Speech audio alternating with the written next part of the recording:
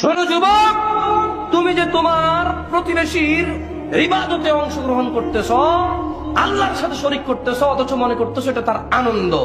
তোমার ব্যাপারে তোমার রব আয়াত নাযিল করেছে, ইন্নাল্লাহা লা ইয়াগফির আন ইউশরাকা বিহি, আল্লাহ ক্ষমা করবে না যে আল্লাহর সাথে অংশীদারিত্ব করে তাকে, ওয়া ইয়াগফিরু মা দুনা যালিকা লিমান ইয়াশা, এছাড়া আল্লাহ ক্ষমা করে দেবে যার যা খুশি তার।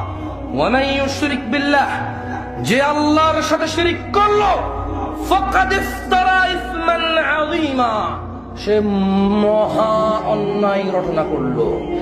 যুবক, তুমি ভেবে নাও, তুমি কি তোমার বন্ধুর উৎসবে যাচ্ছ নাকি ওর ইবাদতে যাচ্ছ?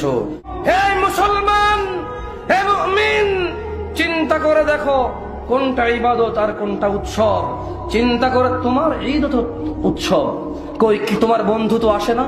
ধরে নাও তোমার বন্ধু আসলো, এখন আমি এইভাবে বললে অনেকে বলবে আসো, ধরো তোমার ঈদ, এটা ইবাদত, তোমার বন্ধু আসলো যে আল্লাহকে মানে না, তার এই ইবাদতে কোনো লাভ নেই, এটা কবুল হবে না। এটা আমরা মুসলমান মনে করি।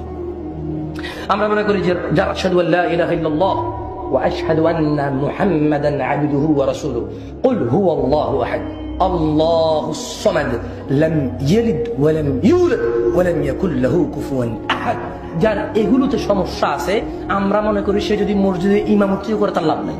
ঠিক?